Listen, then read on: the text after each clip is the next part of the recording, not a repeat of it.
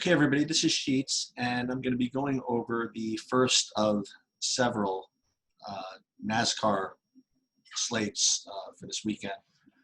The first is going to be the first of two Infinity slates. So this one is firing off tonight, Thursday, at 8 o'clock. So it's getting me back used to the normal content delivery, hopefully in anticipation of basketball and baseball, where we wait until the day of before we, go ahead and discuss what we're doing. And again, as I mentioned in my stream with Bobby yesterday, I really want to focus on being transparent. I mean, I always try to think about what DFS content could use.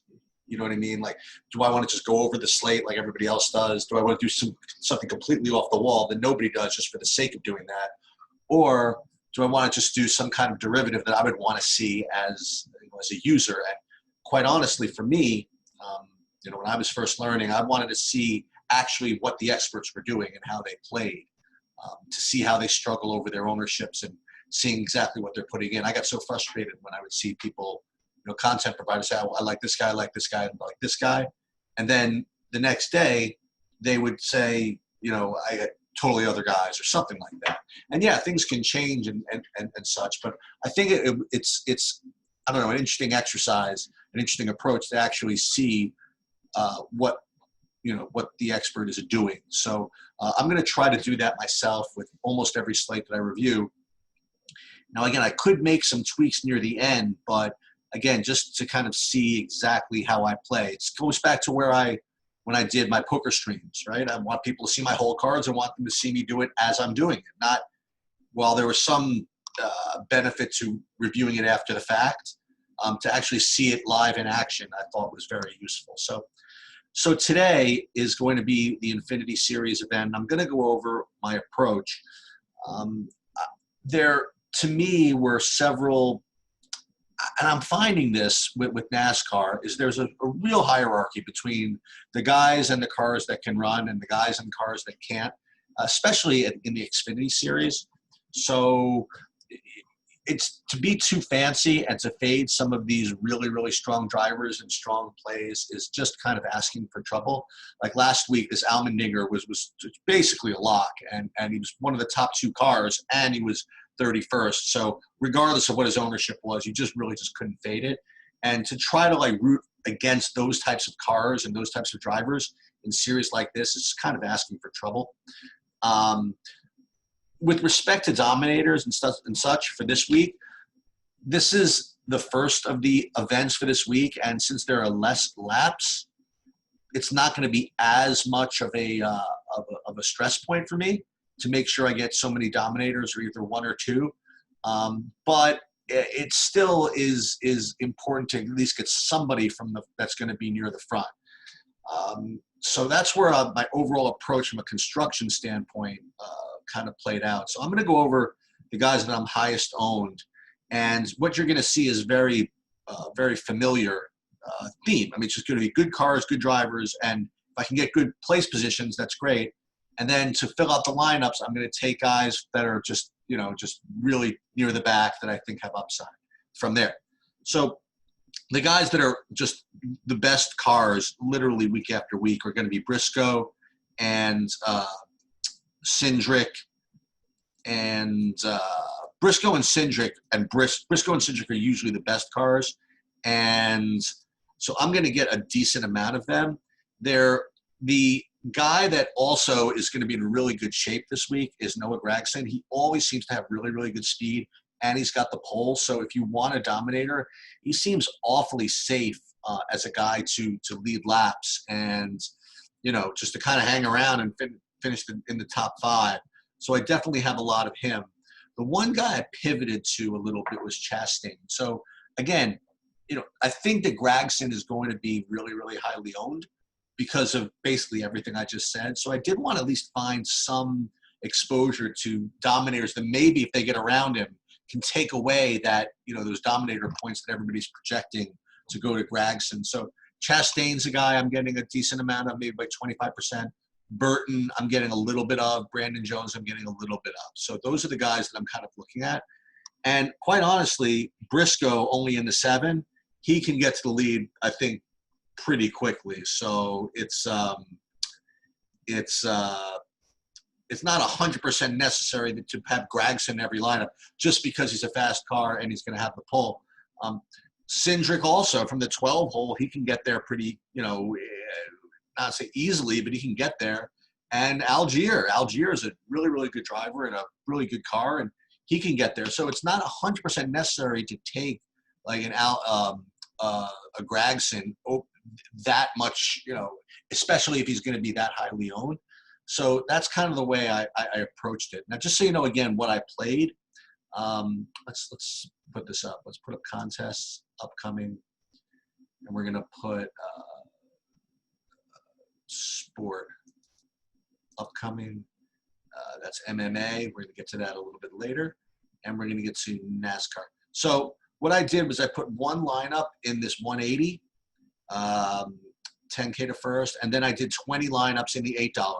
So that's just what I ended up doing. I don't play 150 lineups in NASCAR. I can't even come up with that many combinations. I don't really spread all that much. So playing 20 lineups in that and one lineup in that 180. So I guess what we could do is look at my 180 lineup first and see how that constructed. And then,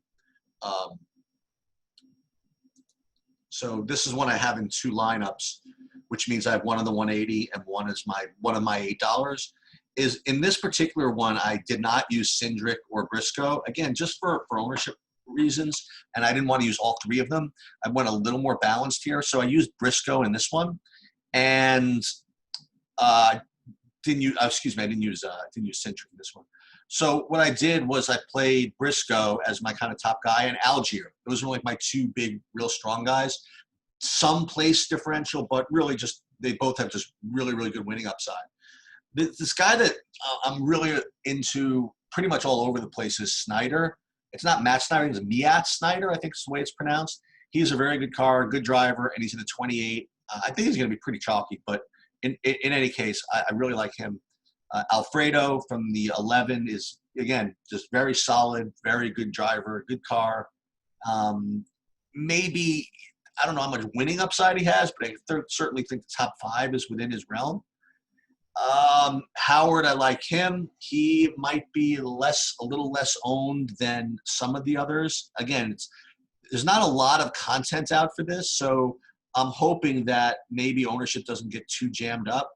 So, I mean, this guy, he's got top 20s in the last 4 events, and he's only 5,700. I think that's going to be good enough for me. And to make all this work, I'm using Garrett Smithley. He's, again, I don't really think he has upside from here as far as finishing position or anything like that, but he's just 4,800, and if he could just kind of stay where he is, I think that's just going to be good enough. So that's just kind of like my main type of build here. Now, what we'll do is we'll go through some of the other guys that I kind of alluded to. So you see in this one here, I kept everything pretty much the same, except I pivoted into Brandon Jones as kind of a dominator type that is not Noah Gragson, right? So again, this is only a play that I would play in a real MME type spot. So I used him. Joe Graff Jr., I used a good amount of him. I used 30% of him. Now, he's kind of like a middling type of guy. He's not 100% value. He's not 100% place differential, whatever. He's 6,600. He's at the 31. I mean, that is technically a place differential player, but he's not like 38 or 39 or anything like that. But he's really, really strong. I like him a lot. And Fincham, he's another place differential guy at 32 hole, who's not the worst. Now, again, these guys aren't going to win the race, but if I want to get Briscoe and Algier in the same lineup, these are some of the concessions that I'm going to have to make. And you'll see what I'm doing here. So here again, I kind of shuffled a little bit. I used, instead of Graff and Howard and Fincham, I used Timmy Hill and Vinnie Miller. Again, solid enough. They're not going to win anything, but they're going to get enough points, hopefully, to make the rest of this work. Now, you'll see in like some of these lineups, like here, I put in Chastain, as I mentioned. So again, in case Gragson does not just go wire to wire, I feel as though that this is kind of a good pivot off of him. what other higher owned guys do I have in here? You can look and see some of these, sprinkles like Moffitt, Herbst, but these aren't really just my strongest plays. These are just guys I sprinkled in for differentiation. I did play 20% of Gregson after all that, but again, it's just too easy, if that makes any sense. It's just too easy to play, just to play him and to just hope he just wires the field or wires the stage or whatever. I'm going to be with the field on him, but overall, I'm just probably rooting against him a little bit. So, and you'll see some Cindric and some Tommy Joe Martins. Again, these are just kind of just basically shuffling the values here. I got a full 50% of Briscoe, full 50% of Cindric, a full, 57% of Algier, 52% of Snyder, 52% of Alfredo. These are the stands that I'm taking, and the rest are just basically real kind of sprinklers. I guess Garrett Smithley would be my next guy I really needed. Smithley and Howard, my two really cheap value guys. So I guess you could say I took a big stand over there. But overall, I think, if you can get away with it, and hold your nose to some of these value guys, you think you really want to get some combination of Cindric, Algier, Briscoe, and Gregson. Obviously he's a good play, but I just think that if you start getting too chalky with all those in the same lineup, then you're just kind of asking for it. What else? I guess that's pretty much it. Now, again, a little bit of news. I'm really considering putting some of these NASCAR packages on Stake Kings just for fun. I mean, I don't need the money. I shouldn't say I don't need the money. Everybody needs the money, but I don't really need the stake, whatever. But I like the Stake Kings guys, and people have asked me, why don't you put stuff up there? We'd like to root and sweat for you.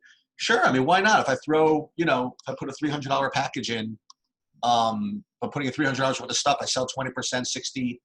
I offer $60 worth. You guys want to go in for like 10, 15 bucks or whatever. I'll make a very, very small markup. I'll probably make like $4 on the transaction. But I like the whole idea of Stake Kings, and what I'm going to do when I do this is really just kind of hopefully put a live sweat together, just to kind of make it fun. Because that's one of the things when I staked people, that's what I was really, that was one of the fun parts of when I was a backer. I'd like to look at their screen, look at them go, watch them sweat, watch them, root for them or whatever. So I think if you're going to back people or stake people on DFS, I think you should probably try to get the same kind of experience. So I'm going to work on it. I literally just set my account up with those guys yesterday. So I'm going to try this. And again, it's all in the name of kind of transparency. It's kind of like you being alongside with me in the research process, you being alongside with me in the lineup development process, and also you being alongside with me in the rooting process. So we'll see. We'll see how this all develops. We'll see how all this develops when basketball comes back as well, baseball. And yeah, so that's it for Xfinity for Thursday.